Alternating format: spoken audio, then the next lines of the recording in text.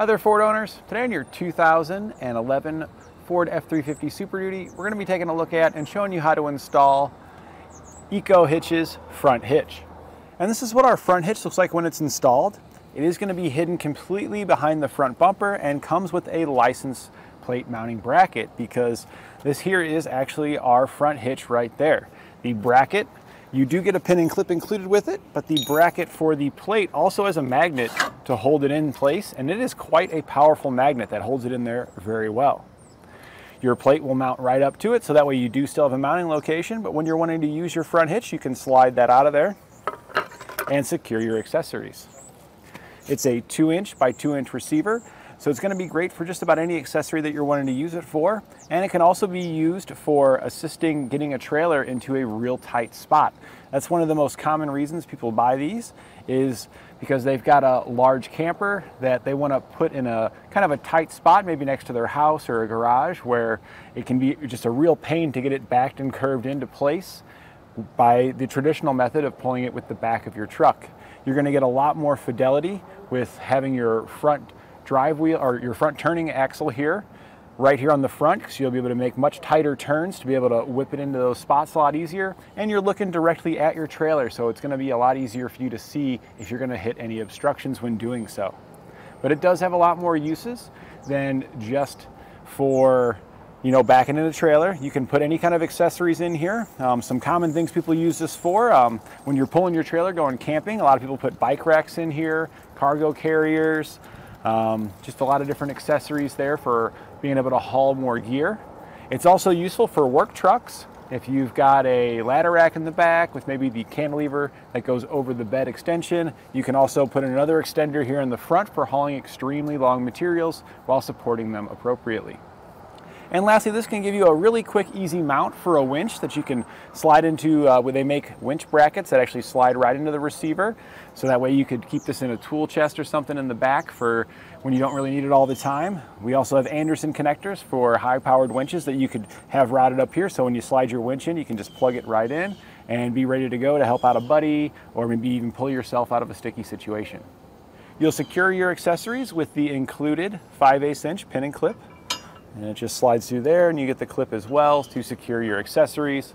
And you can also use this with the plate mount. You can see it's got a place that you can pin it in there as well. The magnet does do a fantastic job. It's a very strong magnet, but you might as well use the pin and clip just to get further security, because if you're in an emergency situation where you slam on the brakes, it might be nice to have that pin there just in case. But again, that's a crazy strong magnet that's in there. I found that when inserting this, I almost got to use my hands to center it to keep it from sucking to one side of the receiver. So it definitely does its job. This hitch offers a 1,000-pound tongue weight, which is the force going down on top of the receiver, so that'll give you plenty of support for any kind of over the cab extension that you're going to use. It's also going to be more than enough for the largest cargo carriers we've got here at eTrailer. You can use 4 bike platform racks with it. I mean, it just can handle all kinds of stuff with 1,000 pounds of tongue weight there. And then when using it to move a camper, you can ensure that you've probably got plenty of weight here for even larger bumper pull campers that are out there with that 1,000-pound tongue weight. It also has a 10,000-pound pull strength, which is going to be more than enough for most of those larger campers out there. It's going to be great for winches. You know, the truck doesn't even weigh 10,000 pounds, so you could have a winch that could easily pull this out of any sticky situation, or use it to, again, help somebody else out. So it's got plenty of power in either direction. It is a very sturdy hitch. If we look down the sides, we can see these reinforcement gussets it's got on it. So, I mean, it is just a beast of a receiver there. So now we've got some measurements for you to help you when deciding on how your accessories are going to work with this. So from the center of our hitch pin hole to the edge of the hitch, we're right at about 2 1/4 inch. And to the edge of our bumper, maybe right at about 2 1/8 of an inch there to the bumper. And that's important when determining if your accessories are going to contact the bumper when inserted. And since the receiver sticks out, you shouldn't have an issue with most of your accessories you're going to use. And also, if you were to use like a bike rack on this, you take your bikes off, maybe you get tired when you get back, you throw them in the bed of the truck, you could put that in a storage position, so you could also verify that if you do put it in the storage position, it's not going to contact anything there as well. And from the ground to the top inside edge of our receiver, we're right at about 23, just over 23 inches there. So that can be important when determining if you need a drop or anything on the ball mount or something you're going to want to put in here for moving around your trailer. A lot of your campers aren't going to be quite that tall, so you're probably going to want some kind of drop if you're going to be using this to move a camper. You could also jack it up real high, but just something to keep in mind depending on the camper that you're maybe wanting to move around. And TorqueLift's EcoHitches here are constructed of recycled materials. They are a very heavy grade material, but the fact that they use recycled processes when constructing these hitches does minimize the carbon footprint when making them. So it just kind of helps out the environment when going with a hitch like this. So now that we've covered some of the features of our front hitch, why don't you follow along with us and we'll show you how to get it installed. It's really not too bad to get this on. We got a couple of pieces we're going to be taking off, but it uses pre-existing holes in the frame with all new hardware to get it on, so you don't have to worry about busting out your drill or anything. We'll begin our installation here at the front of the truck. Go ahead and remove your plate if you've got one installed. It'll make it easier to remove the cover here, because this will have to come out of the way. And you're going to get a new license plate mount with your hitch that'll slide right into the hitch. To remove it, there's a couple of clips here that we'll need to pull up on and pull outward. So we'll just do one at a time. Pull that one out a little bit, and we'll pull up on the next one, pull out, and just get those to clear. And then we've got some clips up top that we'll need to squeeze so we can pull them down. And you do got to squeeze pretty hard to get these clips to remove. You may even want to consider using a pair of needle nose. I think we're going to do that because with my fingers there, it's just a little bit too much pressure. Then we'll give it a squeeze. And then we can work it down, and we'll do the same thing on the other side over here. All right, there's the clips so you can get a closer look at those. They were spread apart quite a bit further, but after you squeeze them, they're with the pliers, they do kind of stay in just a little bit. We can just set this aside. We're not going to be reinstalling it. So now we're just behind the front bumper. This is the kind of skid guard trim that's across the front at the bottom there. We'll need to get this out of the way so we can get our hitch installed. You can see that there's 3 pins that hold that in place. So we're going to use a trim panel tool. I like to go behind both the pin and the cover. Just helps it come off of there a little bit easier. And we're just going to pop that out of there with our trim tool. What I found too works pretty well if you're having a difficult time is grab a pair of side cutters. Don't squeeze too tight with the side cutters. Just lightly get on each side. And this way you get a little bit more of a twisting motion to pull out of there.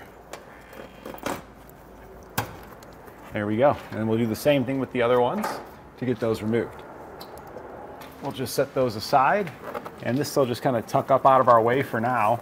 We will be reinstalling it. We just won't be using those clips to reinstall them. You'll get some cable ties included in your kit that we'll use to reinstall them. We can tuck that out as we go.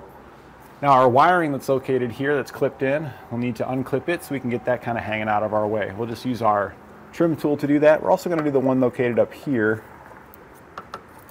So just get behind it and pop those out of there.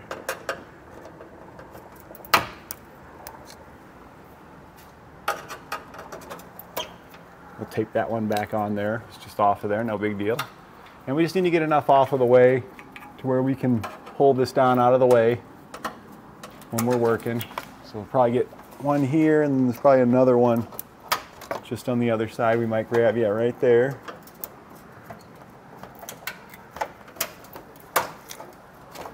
All right, and that'll be enough to keep that out of our way while we're working. You could also unclip this connector too if you're feeling like that's in your way. So we're going to remove the brackets here. We're still behind the same paneling we are. We've just moved off towards the passenger side. There's one just like this on the driver's side on our frame rail here that we're going to be removing. There's a total of 4 nuts we're going to remove. There's 2 on this side and 2 on the other side.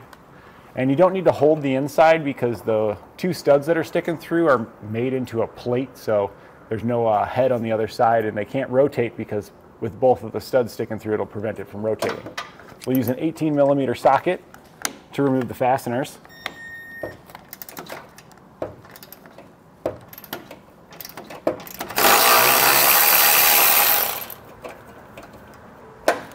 We'll go ahead and get the other one off now, and then we can push that nut plate in.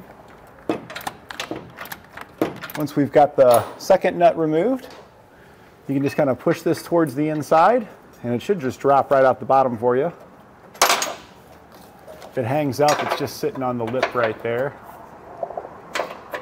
And If it doesn't want to come out, that's okay. We're just going to leave it sit on the lip there, because once we pull this whole bracket out of the way, it'll be much easier to pull that out of there. So now we're going to remove the other ones on the other side the same way. You do want to be a little bit careful on this side, as this is a cooler there, so don't go dinging your ratchet into that thing. It's probably a more sensitive component than just like your frame and bumper beam is. And since I'm doing this whole one with a wrench here, once I get towards the end, I'm going to probably leave the nut on there. We'll see how it affects my throw of the wrench, whether or not I leave the nut on there. That'll just help keep that one stud from wanting to slide in too far when I'm removing the next one. So it's pretty loose, should be about hand tight now. So we'll see if this affects our throw too much. So you can see the whole bracket is now loose. So we'll just get this nut off here and get this whole thing down. And once we get this piece down, we're going to do this over on the other side to remove that piece. So after I push that one in, after removing it, we can slide that down out of the way. And then these pieces that were just sitting there, you can pull those out of there more easily now. And now we'll just get the other side done, just like we did this side.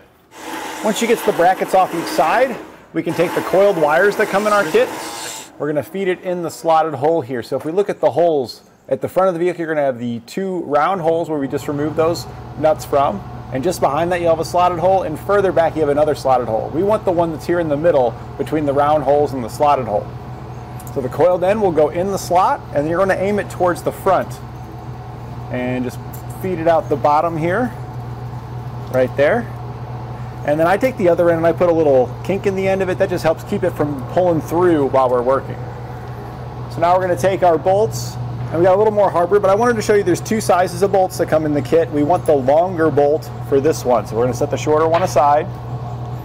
We'll then take one of the spacer plates that's going to go on first, slide that over the coiled end. Then you'll take the star washer, slide that over the coiled end.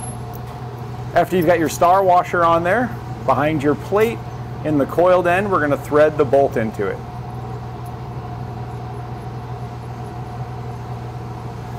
This will all push into the frame, and then you'll use your pull wire to pull it till your bolt comes out, and then just take the bolt and just drop it right back on the inside there.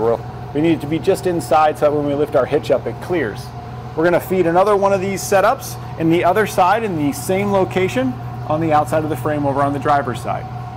So now with the next set of hands, we're going to lift it into position. This is very heavy, so I highly recommend the next set of hands. We're going to hold this up, and then before we feed it in real quick, we'll grab our coiled wires. We're going to push those from the inside through our holes here, and you don't want to use the two front holes. You'll want to use that middle one so it lines up with our hole that we fed the hardware in. We'll push our wiring back behind our hitch.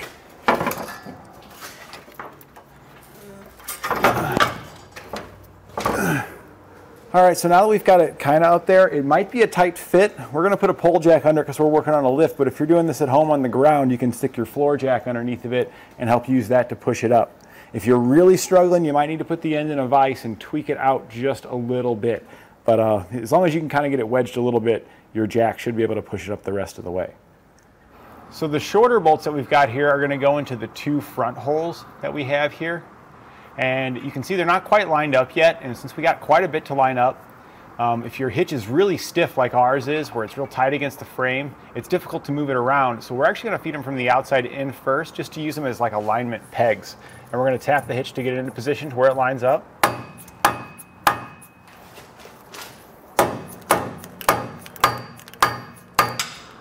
I can feel that it's close, but it's not quite there yet. A little bit more tapping.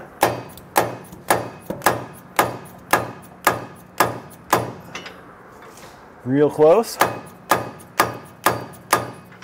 And you can also use a screwdriver in the hole to help guide it in as well. It feels like we might be a little high or a little low. So we'll use our screwdriver. See if I can't just feel it there real quick. Actually, the high and low feels pretty good. We just need to go a hair further forward. So I'm going to put the bolt in there so that way it'll drop into place. And just keep working it until we can get these in. Again, we're going to go from the outside, working them in just to use them as alignment pegs. And we're going to do that for each of these holes so that way we make sure that everything does stay lined up. So after we got it moved forward just a little bit more, we were able to line up the hole to get this bolt in. So now we're just going to keep repeating that process till we can get them all slid in the outside. Then we know our hitch is lined up, and then we'll have to use our fish wire again to feed them from the inside out. So once you get them all tapped in place, you can see that we can easily slide all the bolts from the outside in, which means we know we're not going to have a problem feeding them from the inside out. So now we're going to go ahead and do that. We're going to go ahead and push our coiled wire into the forwardmost hole. Drop it out the bottom. And these two forward holes are going to get these shorter bolts. And they don't get any spacers, so it's just going to be a star washer followed by the short bolt. And then you'll just feed that up and use your fish wire to pull it through. And then it's going to get the same hardware as the other bolts on the outside. It's going to be a flat washer, lock washer, and a nut. And we're going to do the same thing with that one for the hole just behind it. So we'll get this on here real quick. Again, try not to push that back into the frame. You can usually get your hand just up in there enough to kind of hold that bolt for these front ones here. And you may or may not, if you got small enough hands, be able to feed the bolt in there without the fish wire. So we're going to go ahead and hold off on that one to show you this other one here, since the other one there's the same. The rear one is going to get similar hardware to this one. So we're going to go in, push it all the way forward. That'll pull down. And then just like the other slotted one, we're going to go with a spacer, star washer, then a long bolt for these slotted holes, and that's because of the thickness of that spacer plate there. These will then push up into the frame.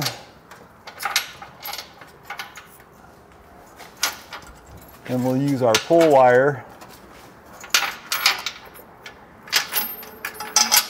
to bring it out through the hole. And again, try to save your coiled wire so you can do the other side. On the outside, we're going to place our flat washer on it. Don't let it fall into the frame. Lock washer and nut. So we'll get this last one over here, and then we'll repeat that over on the other side. So after we've got all the hardware fed in on each side, we can go back now and tighten them down. We're going to use a 3/4 inch socket to tighten these down.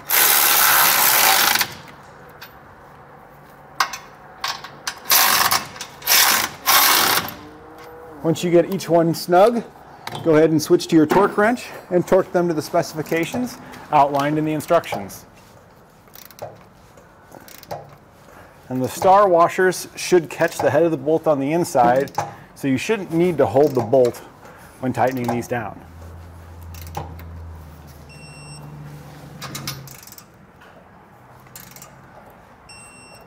Once you've got everything torqued down, at this point we can take our wiring as well as the cover that we had removed, and we're just going to use cable ties to secure that to our hitch here. So I'm going to run it through. We're going to pull it around the other side. Make sure to bring your wiring up, and we'll secure it in place. And we're just going to do this, working our way down, getting it all secured.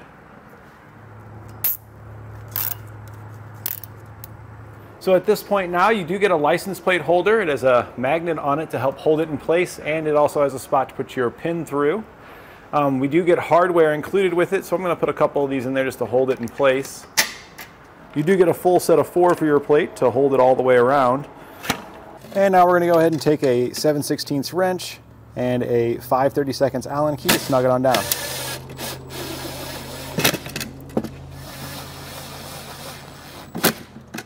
So all that's left now is to just insert the plate in there. And this magnet that's on there that holds it in is a pretty strong magnet. So I like to put my hands around it like this because it actually can suck it right out of your hands to the side of the hitch and make it not want to line up. But it's actually really nice that it's there, because you know this isn't going to fall out of there if you happen to forget to put your pin in when you're just sliding your plate in. But it does come with a pin and clip, so I would recommend using the pin and clip to ensure that your plate does stay in place. And that completes our installation of EcoHitch's front hitch on our 2011 Ford F-350 Super Duty.